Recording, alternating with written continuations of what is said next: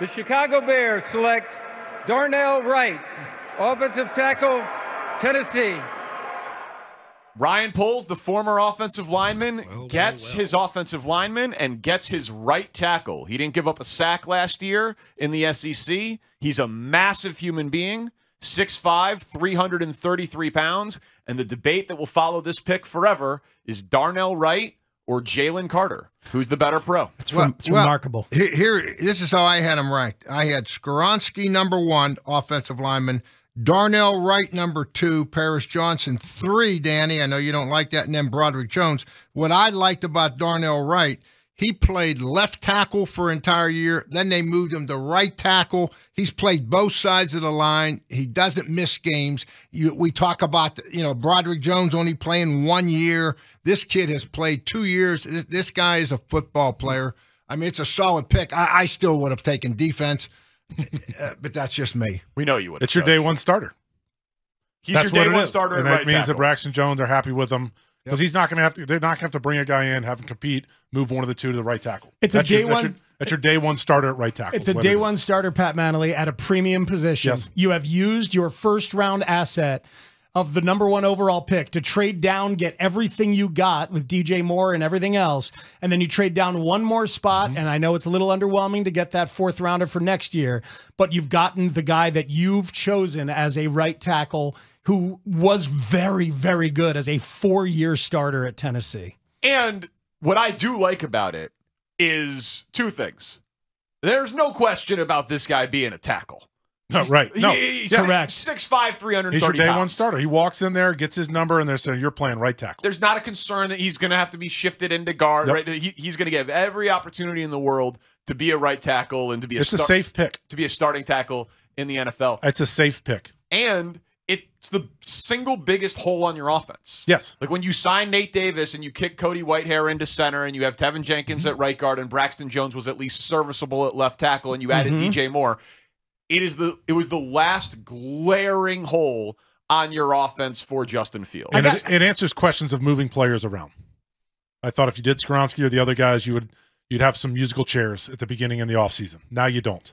Now you're just set. I think you're going to coach them. Now maybe they're working on left guard and center with Cody Whitehair and Tevin Jenkins and that. But then now that's one less problem you have, or one less question mark. You know what I mean? Of bringing in a Skoronski and be like, all right, we got to compete here for left tackle. Can Braxton Jones make the move to right tackle? If Skoronski beats him out, or if Skoronski doesn't beat him out, does he make the transition to right tackle? So to me, this is it's an easy, safe pick. It's not glitzy and everything, but it makes sense. I agree. It makes sense, but you want defense. I know. I just think the need is. I mean, I'm with you. Is he okay? And they talk about taking the best player available. Was he the best player available on their draft board? In their mind, he was. I guess so. The best player available at a position they needed. See, I think when you say best player available, you got your bullpen and you say, these are the guys that we need. We need defensive line. We need offensive line. Now you got him rated, Pat, just like you're saying.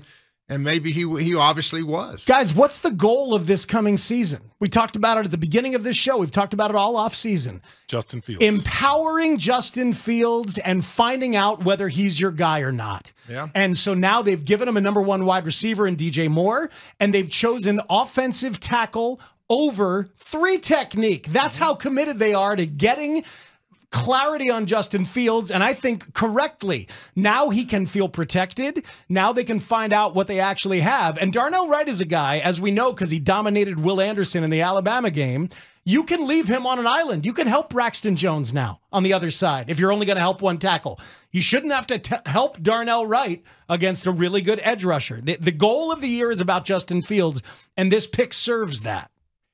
It is a pick for Justin Fields, there's no question.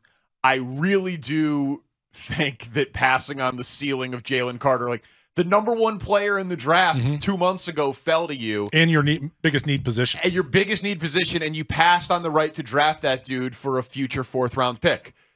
This is what's fun about the draft. This is what's really fun about the draft, because now you're going to be watching the Eagles all the time. You'd be, flipping the Sunday ticket and be like, what are the Eagles doing? What's Jalen Carter doing? And listen, it's obviously not totally fair because it's easier to produce on that defensive line with those guys around him than it would be on this defensive line with the lack of talent around him. There's no question about it. But that's the thing. Two things. Are we convinced that he's a right tackle, or is there any shot that they would prefer him to be the left tackle and move Braxton I think Jones he's proven to right he's tackle? not a left tackle because he performed so poorly at Tennessee, and that's why they moved him over. And there's sometimes He's just a higher pedigree. there's sometimes talent, players are obviously. better on the right than they are the left and the right. It's just a natural thing. I remember moving from, this is not even a good comparison, high school right guard to left guard in college. I felt this was so different playing left guard in college. It felt much more natural to be on the left side. And some people can make the switch, some people can't. Absolutely. I think it not only does it help Justin Fields, it helps solidify what they want to do and how they want to go about this. And the human factor of Jalen Carter, we don't know enough, Danny. And it's not just that Jalen Carter will have a better landing spot to succeed because the players around him, it's the incubator around him with everything that Philly has and Fletcher Cox and more. And we don't know what was said in the meeting rooms, but it's clear that they didn't like what they heard from Jalen Carter. They might never say it, but it's got to be clear that they don't like that. Absolutely. There was something that major concerns, and we got to give him credit. We got to give him credit. Dave's so sad it's not a defensive player. But there's a lot. I mean, it's the 6 teams passed on him. Three teams took a quarterback, right? Yeah. 6 other teams, when he was the number 1 guy on the draft board during the college football season, passed on him. So that means 5. Right. 5 of it. Yeah, 5. Because he's the 9th pick. Yes, there we go. Well, I'm thinking 10. actually Houston picked twice. So okay. So But no, they could have taken Jalen Carter. They could have. Yes. I'm just saying it wasn't 9. It was 8 different teams. No. I'm not saying it's 8. Yes, 5. 7 organizations. 5 different slots. 5 different. Right. Exactly. Right. For non-quarterbacks. Yes. My question would be, sorry, Danny. No, you're good. To see, I would love to know, did they call Tennessee and did they call Detroit wouldn't do anything with us. Did they call the Packers? Well, they wouldn't do anything with Washington. Whoever, 4 or 5 teams below us, and see if there was a possibility of trading down. That's what I would like to know. I mean, don't you think that they had to? I think they had to. I mean, he traded down so many times last year. He traded down today. Yeah. You know what I mean? Yeah. I think Ryan Poles clearly And that makes me feel a little better. wants to do that. But they should have gotten more if there was anybody else that was interested in coming up to get Jalen Carter. Why make the deal to just swap the 1 pick unless there were other possibilities to trade for? I mean, I think it was I don't know. There might not have been other people calling to trade up for it, and it's, hey, Philly, do you want to do this? Like I said, yeah. 4th pick, friendly deal, 4th round pick. It's your insurance policy to go out and get your guy. It just would. It's gonna haunt you for a while if he's awesome at your position of need. Yeah. And Peter Skoronski, by the way, off the board, 1 pick after there. So talk about like draft hypotheticals and Again, what another ifs one for you're going to forever. be watching. You traded out of the Jalen Carter spot to take Darnell Wright, and Peter Skoronski goes the pick after you. So Peter Skoronski is a Titan with the 11th overall pick in the draft. Guys, Brian Baldinger thinks Darnell Wright is the number 1 tackle in this draft. Does he? He Yeah. thinks absolutely. And Baldy's breaks down the tape. Baldy's good. Hey, Yeah. he thinks this is the guy. Lewis Riddick has been on record as saying this is his favorites of the right tackle. There are a lot of people who think that Darnell Wright is an absolute home run pick. And if he's a starter for 10 years, then, on a very good functional offense, then you're going to feel pretty good about this.